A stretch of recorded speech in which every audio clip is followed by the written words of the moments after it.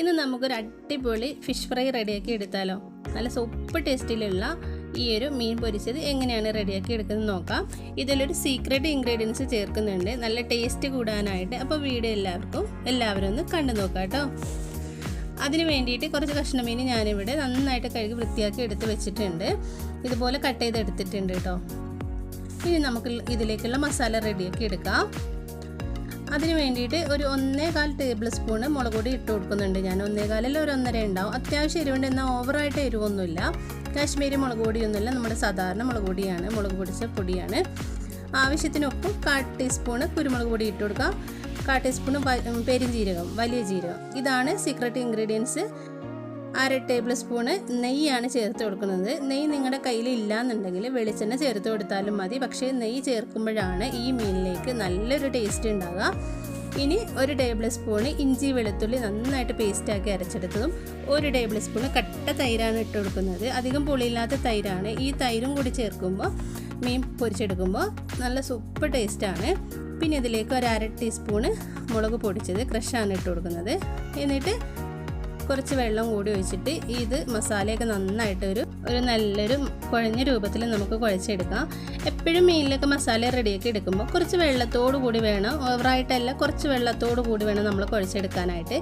എങ്കിലേ ആ മസാലയൊക്കെ നന്നായിട്ട് വെന്ത് കിട്ടുള്ളൂ. മീൻ കഷ്ണത്തിൽ പിടിച്ച് തേച്ച് നമ്മൾ പിടിപ്പിക്കുമ്പോൾ നല്ല ഇതുപോലെ വെന്ത് പാകത്തിനായിട്ട് കിട്ടുള്ളൂ. അല്ലെങ്കിൽ ഒരിക്കലും മസാല നമ്മൾ ഒരുപാട് കട്ടി കൂടിയ രീതിയിൽ കുഴച്ചെടുത്തിട്ടുണ്ടെങ്കിൽ ആ മസാല വെന്ത് കിട്ടുകയും ചെയ്യില്ല, മീനിൽ അത് പിടിച്ചിട്ടും ഉണ്ടാവില്ല, മീൻ കഷ്ണം വെന്ത് കിട്ടിയിട്ടുണ്ടാവില്ല, മസാല പച്ചയായിട്ട് കിടക്കും. അപ്പോൾ എപ്പോഴും കുറച്ച് വെള്ളത്തോടു കൂടി വേണം നമ്മൾ മസാല റെഡിയാക്കി എടുക്കാനായിട്ട്. ഇനി നമുക്ക് മസാലയൊക്കെ മീനിലേക്ക് നന്നായിട്ട് തേച്ച് പിടിപ്പിക്കാം.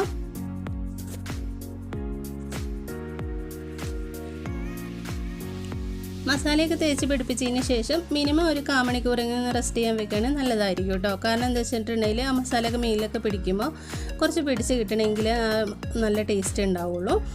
ഒരു 1/4 മണിക്കൂർ കഴിഞ്ഞതിന് ശേഷം നമുക്കിതൊന്ന് ഫ്രൈ ചെയ്തെടുക്കാം. ഒരുപാട് ഓയിലൊന്നും നമ്മൾ ഫ്രൈ ചെയ്തെടുക്കേണ്ട. ഒരു 2 ടേബിൾ സ്പൂൺ ഓയിൽ ഞാൻ ഇതിലേക്ക് ഒഴിച്ചെടുത്തിട്ടുണ്ട്.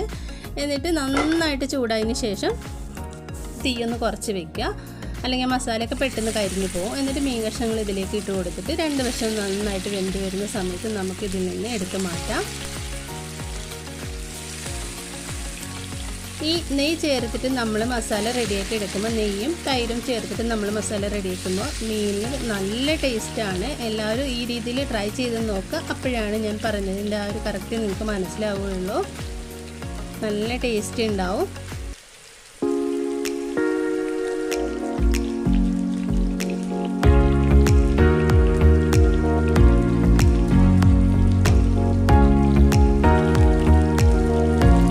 ഒന്ന് വെന്ത് വരുന്ന സമയത്ത് നമുക്കിതിൻ്റെ മറ്റേ ഭാഗം തിരിച്ചിട്ട് കൊടുത്ത് വേവിച്ചെടുക്കാം.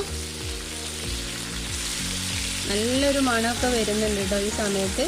കാരണം എന്താ വെച്ചിട്ടുണ്ടെങ്കിൽ ആ നെയ്യും 1 ടേബിൾ സ്പൂൺ നെയ്യ് നമ്മൾ ചേർത്തില്ല, അതിൻ്റെ ഒരു പ്രത്യേക ടേസ്റ്റ് മണമൊക്കെ വരുന്നുണ്ട്. കഴിക്കുന്ന സമയത്ത് നല്ല ടേസ്റ്റാണ്.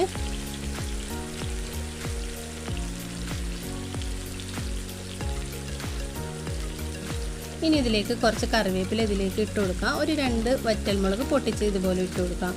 ആ ഒരു ഫ്ലേവറിന് വേണ്ടിയിട്ടാണ്. എരിവൊന്നും അധികം ഉണ്ടാവില്ല.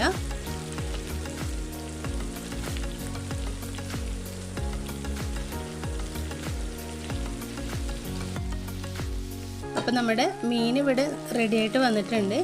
ഇനി നമുക്കിത് ഇതിൽ നിന്ന് എടുത്ത് മാറ്റാം, ഒരു പ്ലേറ്റിലേക്ക് മാറ്റാം.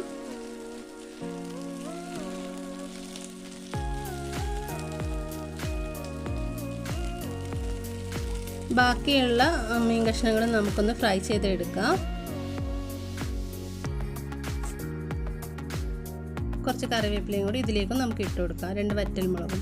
അപ്പം നമ്മുടെ അടിപൊളി മീൻ പൊരിച്ചത് ഇവിടെ റെഡി ആയിട്ടുണ്ട്. നിങ്ങൾക്ക് ഈ വീഡിയോ ഇഷ്ടമായിട്ടുണ്ടെങ്കിൽ നിങ്ങളുടെ അഭിപ്രായങ്ങൾ അറിയിക്കാം. പിന്നെ ലൈക്ക് ചെയ്യാനും ചാനൽ ആദ്യമായിട്ട് കാണുന്ന കൂട്ടുകാരുണ്ടെങ്കിൽ ഒന്ന് സബ്സ്ക്രൈബ് ചെയ്ത് സപ്പോർട്ട് ചെയ്യാനും മറന്നു പോകല്ലേ. അപ്പോൾ ഇനി ഇതുപോലത്തെ നല്ല നല്ല റെസിപ്പിയുമായിട്ട് കാണുന്നവരേക്കും thank you. Bye from Shan's kitchen and blog.